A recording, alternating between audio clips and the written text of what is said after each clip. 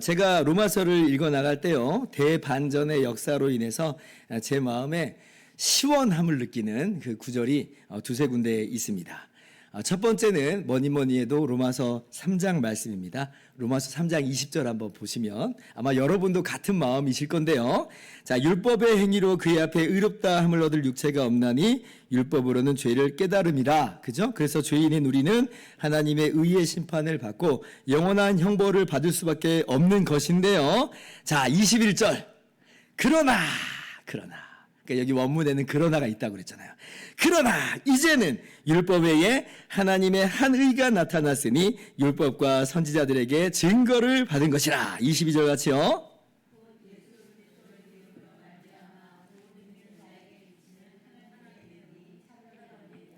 아멘. 그러나 이제는 율법과 상관없이 하나님의 한 의가 나타났다. 예수 그리스도를 믿는 우리가 거저 의롭다함을 받았다. 얼마나 신납니까?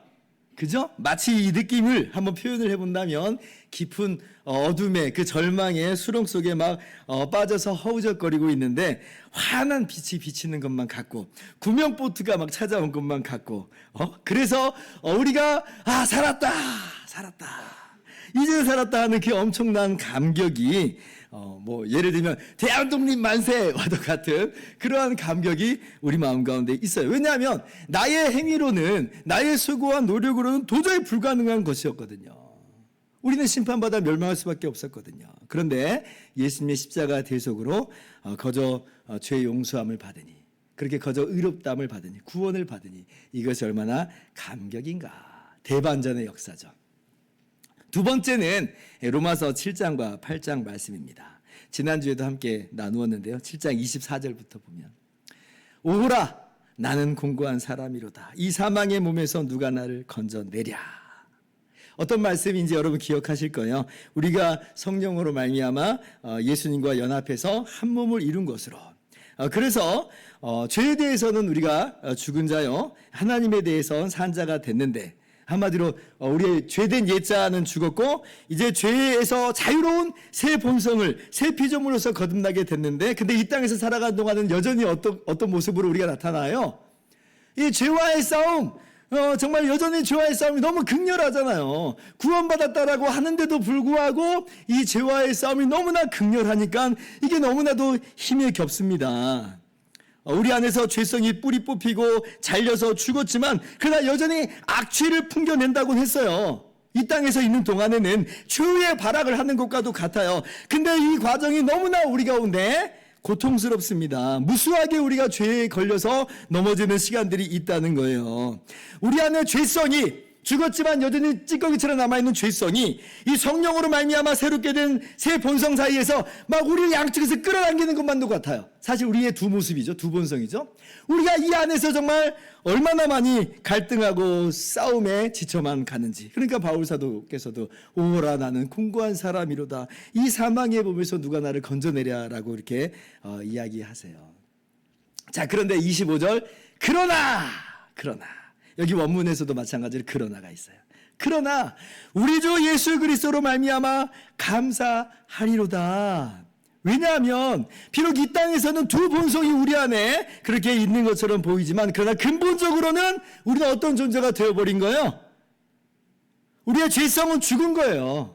근본적으로는 죽은 거예요. 그리스도 예수 안에서는 새 본성이 된 겁니다. 하나님을 향해서 새 본성이 된 거예요. 그게 진짜예요. 그래서 이 은혜를 우리에게 거둬주신 하나님께 그저 감사할 뿐이죠. 그래서 계속해서 8장 1절에는 어떻게 말씀해요? 같이 한번 읽어봅시다. 시작. 그러므로 이제 그리스도 예수 안에 있는 자에게는 결코 정죄함이 없나니. 이야, 정말 얼마나 신이 나요. 우리가 이 땅에서는 이 두 본성 사이에서의 갈등과 씨름 사이에서 정말 피곤함과 공고함이 있지만 그러나 여전한 은혜가 있고 그러므로 이제는 결코 정죄함이 없으니 정말 신이 납니다. 신이 나요. 이로 말미암아 터져 나오는 감사와 감격이 마치 환호성과도 같이 우리의 영혼에서부터 밑바닥에서부터 솟아나오는 것을 우리는 너무나 잘 알고 있는 것이에요. 그래서 오늘 우리가 로마서 이 8장 1절을 읽으면서 몸이 건조한 마음으로 읽는 사람은 우리 중에 아마 없을 겁니다. 없을 거예요. 죄와의 싸움을 치열하게 하고 있는 사람이면 사람일수록 아마도 이 말씀 속에서 얼마나 감사함이 있는 것인지, 정말 얼마나 감격이 있고 얼마나 기쁨이 있는지, 여러분 아마 그러한 기쁨과 감격 속에서 저와 동일하게 그 말씀을 읽고 계시리라 생각을 합니다. 정말 우리 마음이 이 안에서 들뜨는 게 있어요. 들떠요. 자, 그러면 이 시간에 우리의 그런 그 들뜬 감정과 더불어서 오늘 이 로마서 8장 이하의 말씀의 의미가 무엇인지를 다시 한번 더 깊게 들여다보고요. 그러므로 말미암아 우리의 감정이 단순히 어떤 들뜬 감정으로서만이 아니라 더욱더 견고해져서 기쁨과 감사와 감격이 확고해지고, 그리고 우리의 삶의 방향이 더욱더 그 안에서 분명하게 되는 그런 역사가 있기를 바랍니다.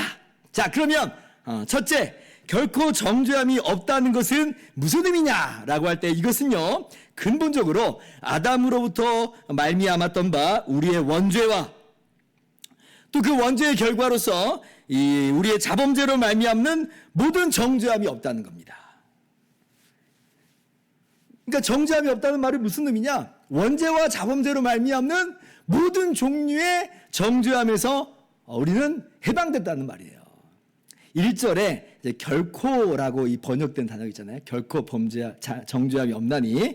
자, 이 결코라고 하는 이 말을 다르게 이제 번역을 하면 어떠한이라고도 이제 번역을 할 수가 있습니다. 그러니까 결코 정죄함이 없다라고 하는 말은 다른 말로는 다르게 번역을 해보면 어떠한 정죄함도 없다라고 하는 것이에요. 원죄로 말미암는 정죄함 없고, 그 원죄의 결과로 말미암아 우리 가운데서 자행되는 바 자범죄로 말미암는 정죄함, 그것도 없다라고 하는 것이에요. 자, 그렇다면 원죄로 말미암는 정죄함 없습니까? 없어요. 왜냐하면 이 아담의 불순종, 아담의 최초의 죄로 말미암아 우리가 전부 아담 안에서 정죄되었는데, 다 죄인 되었고 그리고 죄의 심판을 받게 되었는데, 이걸 대표성의 원리라고 그랬잖아요. 그런데 둘째 아담으로 오신 예수님의 순종, 예수님의 십자가 대속의 순종으로 우리가 예수님 안에서 거저 죄값을 치른 자요, 의롭다함을 받은 자로 그렇게 나타났다 그랬죠.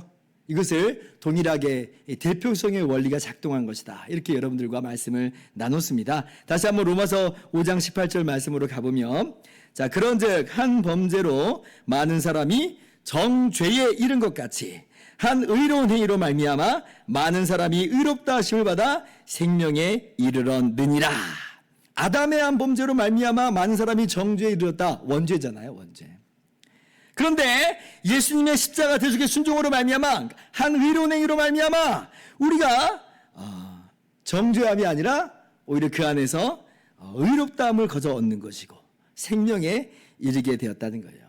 아담 안에서 정죄함 받고 심판받고 사망에 이르렀던 우리가 예수님 안에서 거저 의롭다함 받고 생명을 얻게 되었다는 것이에요. 그러니 원죄로 말미암는 정죄함 결코 없습니다. 자, 그럼 자범죄로 말미암는 정죄함도 없는 겁니까? 예, 자범죄로 말미암는 그런 정죄함도 없어요. 그러니까 의롭다함을 받아 생명에 이르렀느니라 라고 하는 그거는 사실 원죄만을 말하는 게 아니라 그리스도 예수 안에서 우리의 모든 죄, 이 자범죄까지도 말미암는 그 모든 죄에서부터의 그러한 해방인 것이에요. 이것을 우리가 연합에 의한 그리스도의 의의 전가라고 이야기합니다. 그러니까 우리의 죄는 연합으로 말미암아 우리와 하나가 되신 예수님의 죄가 되었고, 그리고 예수님의 의가 이 연합으로 말미암아 우리 가운데 우리의 의가 된 것이에요. 이것을 연합에 의한 전가라고 합니다. 하나됨 안에서 우리가 거저 누리는 것이에요. 고린도후서 5장 21절 말씀이 이것을 분명하게 더 설명을 해주죠. 하나님이 죄를 알지도 못하는 이를 우리를 대신하여 죄로 삼으신 것은 우리로 하여금 그 안에서 하나님의 의가 되게 하려 하심이라. 뭐 우리가 의롭게 행한 것이 뭐가 있어요? 아무것도 없죠. 그러나 예수님이 우리의 죄를 짊어지심으로 우리의 죄가 되셨고, 죄로 간주가 되셨고, 그리고 예수님의 의가 우리의 의가 된 거예요. 우리의 의로 간주가 된 것이다. 연합에 의한 이 영원한 전가가 단번에 이루어졌으므로 사실 우리는 우리의 원죄뿐 아니라 우리의 모든 자범죄까지도 그렇게 다 예수님 안에서 다 해결된 거예요. 그러므로 말미암아 우리의 자범죄로 말미암아서도 마찬가지로 정죄함은 없는 것입니다. 그래서 지금 오늘 로마서 8장 1절의 말씀에 결코 정죄함이 없다, 어떠한 정죄함도 없다라고 하는 이 말씀이 의미하는 바가 바로 그겁니다. 원죄뿐 아니라 자범죄로 말미암는 모든 정죄함이 없는 것이다 라고 하는 거예요. 근데 이제 여러분 그래도 이제 이렇게 말씀을 드려도 언뜻 생각하기에는 이게 이해하기가 잘 이렇게 쉽지 않을 수는 있습니다. 뭐 원죄는 그래도 이해를 하겠는데 자범죄까지도 우리가 정죄함이 없는 것인가? 내가 짓는 죄인데, 매일매일 우리가 실제로 짓는 죄인데 그것마저도 하나님께서 정죄하지 않는다라고 하니까 이게 우리 마음 가운데서 정말 그럴까라고 하는 생각이 좀 든다는 것이에요. 자, 그래서 좀 더 깊게 한번 들어가 봅시다. 우리가 예수님과 연합되었다라고 하는 이 놀라운 진리의 이 풍성함과 이 광대하심을 우리가 더 생각해 볼 필요가 있어요. 그것으로 말미암아 우리의 모든 자범죄로부터 우리가 참으로 정죄함이 없다라고 하는 것을 우리가 깨달아 알자라고 하는 것이에요. 그래서 한 번 더 이 진리를 더 깊게 한번 생각을 한번 해봅시다. 여러분 이제 아담의 순종부터 한번 생각을 해볼까요? 아담이 불순종을 했지만 그러면 이제 아담에게 순종이 요구됐다는 거잖아요. 자, 아담에게 요구된 순종의 내용은 뭐예요? 이 선악과의 나무 열매를 먹지 말아라라고 하는 것이죠. 그래서 아담의 순종이라는 건 뭐냐? 선악과를 따먹지 말라는 하나님의 말씀에 대한 순종입니다. 근데 이제 아담이 그 말씀에 불순종한 것이에요. 그리고 그 아담 안에서 우리 모두가 함께 죄를 진 것이요, 죄의 책임을 짊어지게 된 것입니다.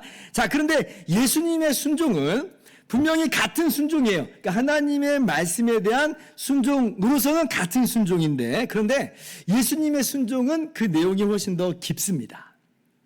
왜냐하면 예수님의 순종은 무엇을 이 안에서 한 가지 담아내고 있냐면, 죄로 인해서 멸망할 수밖에 없는 많은 사람의 대속물이 되는 순종이거든요. 그러니까 하나님의 말씀에 대한 순종이면서 그 순종의 내용이라고 하는 것은 뭐냐면 많은 사람의 죄를 대신 짊어지는 대속물로서의 순종이에요. 그래서 예수님께서 친히 말씀하시기를 내가 온 것은 많은 사람의 대속물로 주려 합니다. 이 예수님의 목숨을 많은 사람의 대속물로 주려 합니다 말씀하시고, 또 그리고 겟세마네에서는 어떻게 기도하세요? 사실 그것이 너무나 고통스럽기 때문에 피하고 싶은 그런 마음도 있지만, 그러나 나의 원대로 마시옵고 아버지의 원대로 되기를 원합니다 이러죠. 그래서 그 대속의 잔을 받으시는 거예요. 대속의 잔을. 그것이 바로 하나님 아버지의 뜻이었다라고 하는 것이죠. 그래서 예수님의 순종이라고 하는 것은 하나님의 말씀에 순종하는 것에 있어서는 같은 순종인 것인데, 그 내용이라고 하는 것이 죄값을 대신 갚는 죄의 대속까지도 포함하고 있다라고 하는 거예요. 여러분 사실 그럴 수밖에 없죠. 예수님의 순종이 이 대속을 포함할 수밖에 없는 것은, 왜냐하면 새롭게 이 대표가 되실 이 사람들이, 예수님이 머리가 되시고 예수님께서 그 몸으로 삼으시는 바 이 새롭게 되는 이 사람들이라고 하는 존재들은 어떤 존재예요? 죄가 없는 존재들이 아니잖아요. 이미 죄 가운데 굴러떨어진 존재들이기 때문에 그 죄 문제를 반드시 해결해야만 합니다. 그래야지 하나님의 공의에 전혀 문제가 없어요. 의로우신 하나님께서 그래야지 공의로우신 것 아니시겠습니까? 그래서 예수님께서 죄값을 치르신 그 순종으로서 하나님 아버지께 순종을 하신 것이고, 그렇게 십자가에서 죽으신 것이다라고 하는 거야.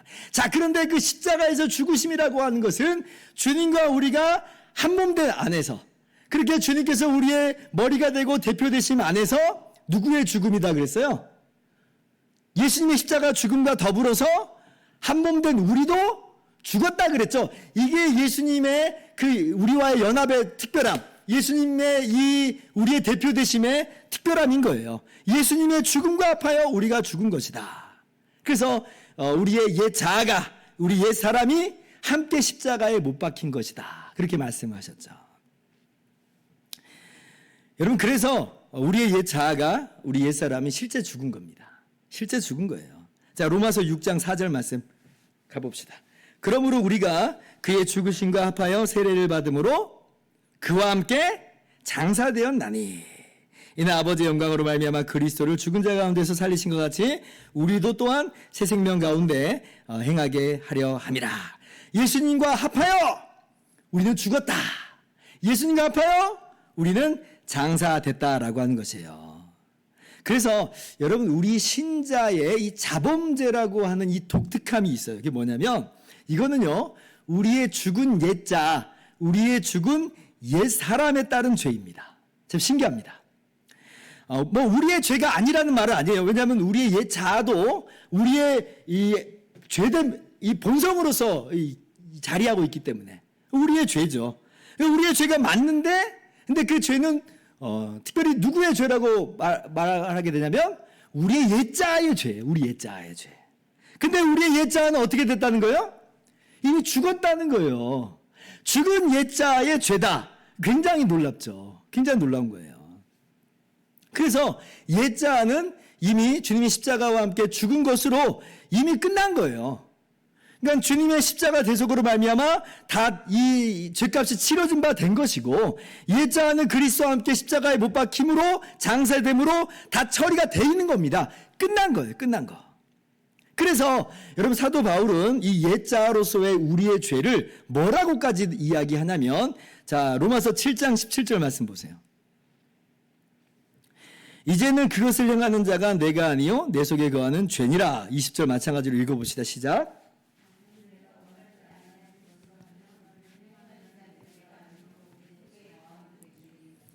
언뜻 들으면은 마치 나하고 다른 존재가 있는 것처럼 이야기를 해요. 그래서 사실 죄는 내가 짓는 게 아니야, 걔가 짓는 거야 라고 하면서 무슨 면피하는 것 같은 그런 느낌까지도 들어요. 근데 이제 그런 의미는 아닙니다. 그러니까 옛자로서의 우리의 죄는 죄예요. 그러나 아까 말씀드렸다시피 본질적으로는 옛자는 어떻게 됐다는 거예요? 죽었다는 거예요. 우리는 본질적으로 궁극적으로 어떤 자라는 거예요? 새 본성을 입은 새 피조물이라고 하는 겁니다. 그래서 지금 이 땅에서는 우리가 하나의 죄로서 보여지지만, 그러나 하나님 앞에서는 이미 이것이 분리됐어요. 내 속에 있는 죄가 짓는 것이다. 옛자가 짓는 것이다.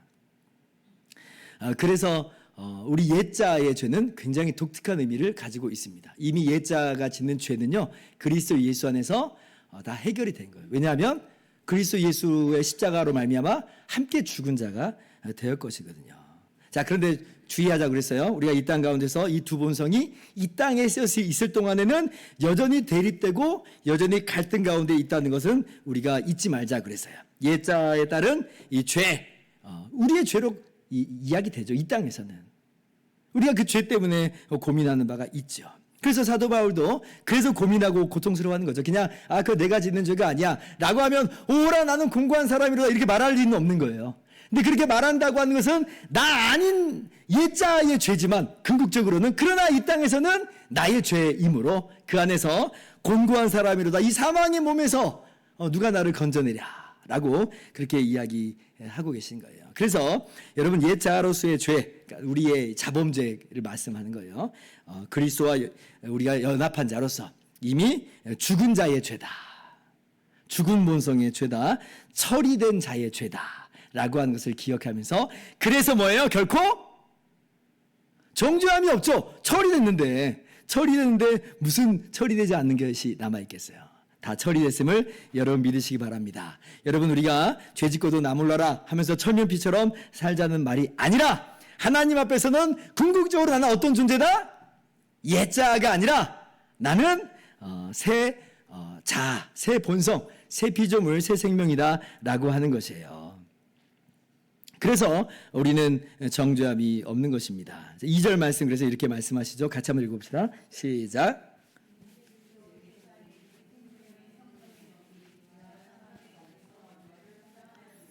자, 이는이라고 하는 말은 이제 왜냐하면 이 말이에요. 그러니까 왜 결코 정죄함이 없느냐라고 하는 걸 설명하는 거예요.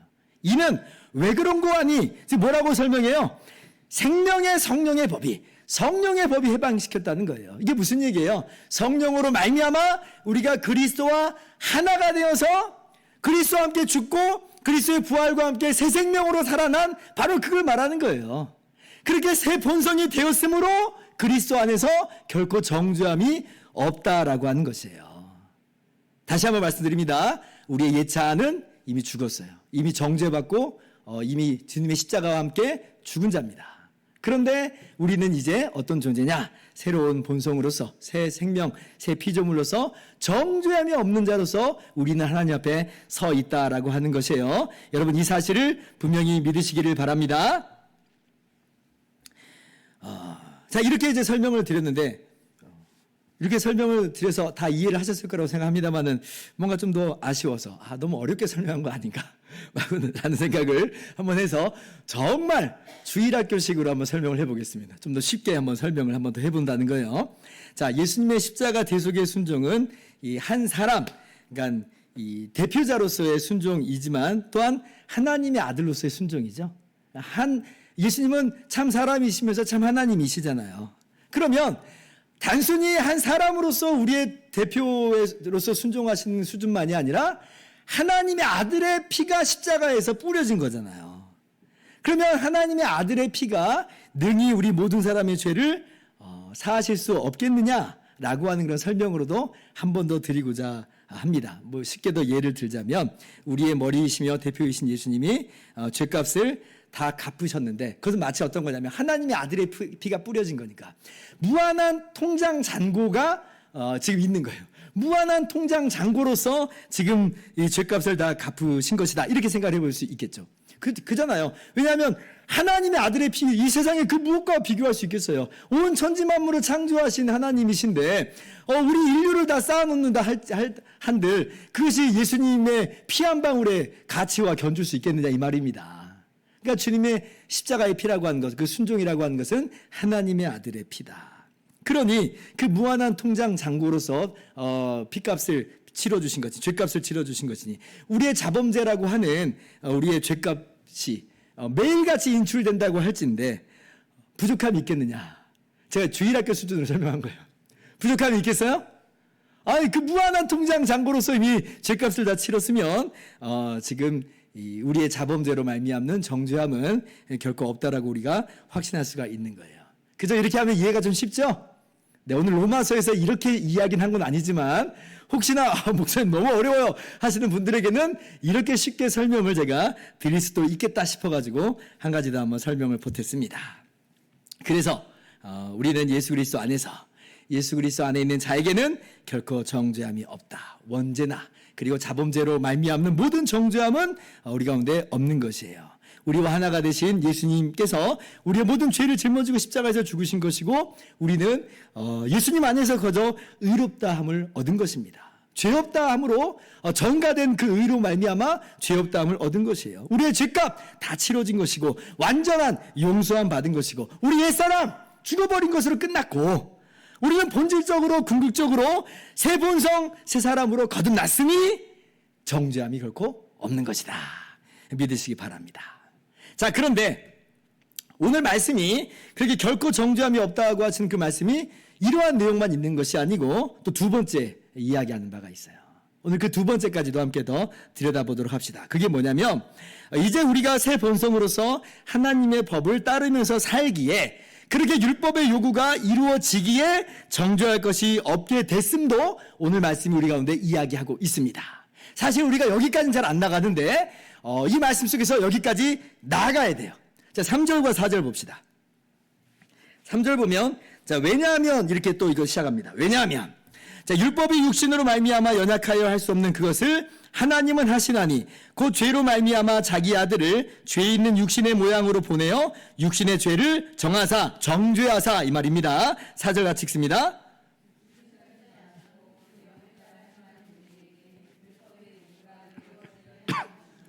자, 문장 구조를 보면 4절 말씀이 이 율법의 요구가 이루어지게 하기 위해서예요. 목적절이에요.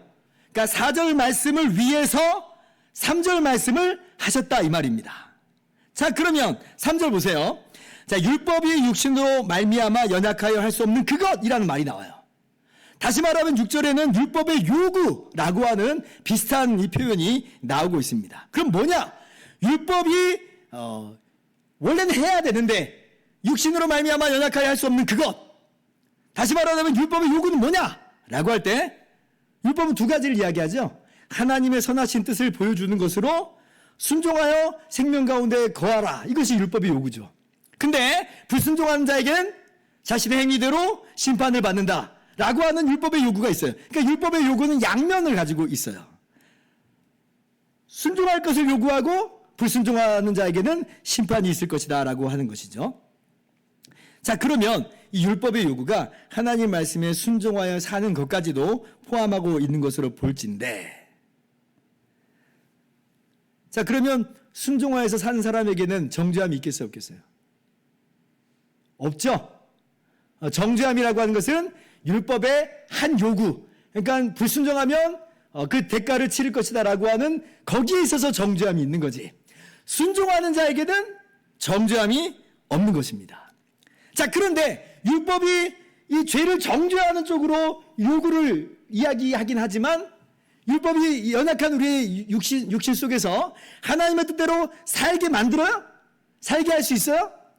그렇게 못하잖아요. 이것이 율법이 육신으로 말미암아 연약하여 할 수 없다라고 하는 이야기예요. 근데 뭐예요? 하나님은 그것을 어떻게 했다는 거예요? 해내셨다는 겁니다. 정죄의 죄값을 치르는 것으로도 하나님이 해내신 것인데 하나님이 어떻게 해내셨다는 거예요? 새 본성으로 만드셨잖아요.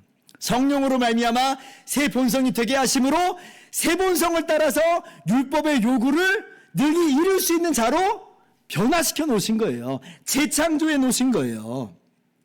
바로 이거예요. 하나님의 아들로 하여금 우리의 죄를 짊어지게 하시고 죄를 정죄하시고 심판하신 것의 목적은 뭐냐? 그 영을 따라 행하는 우리에게 율법의 요구가 이루어지게 하기 위함이다.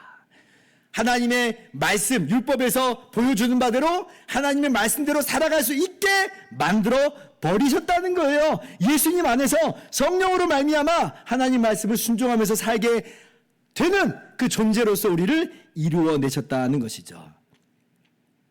그래서 우리가 그리스도 예수 안에서 성령으로 말미암아 정죄함이 없는 삶을 사는 것으로, 그래서 정죄함이 또 없다는 말이에요.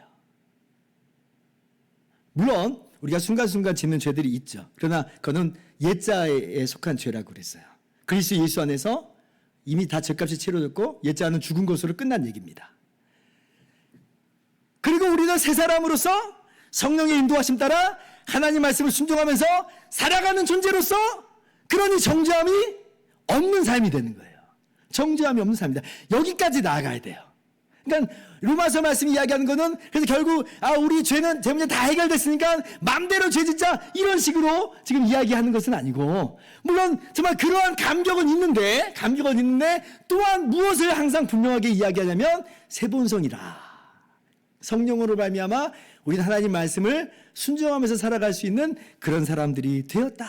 이것이 우리의 삶의 방향이고 오늘을 살아가는 우리의 삶의 모습이다라고 하는 것이에요. 오늘 그래서 우리가 그 말씀까지도 함께 나아가면서 정죄함이 없는 삶으로서 기쁘게 성령의 인도하심 따라 살아가는 저와 여러분보다 되기를 바랍니다. 정말 하나님께서 우리에게 지금 원하시는 삶의 모습은 단순히 정말 죄의 용서받았다는 그 정도만이 아니라 바로 여기까지 하나님 말씀을 순종하면서 살기를 원하시는 하나님의 그 말씀이 있는 줄 알고, 이미 그렇게 만들어 놓으신 하나님의 놀라우신 역사 안에서 성령의 인도하심을 따라 살아가는, 그렇게 해서 하나님의 기쁨이 되는 저와 여러분 다 될 수 있기를 주님의 이름으로 축원합니다.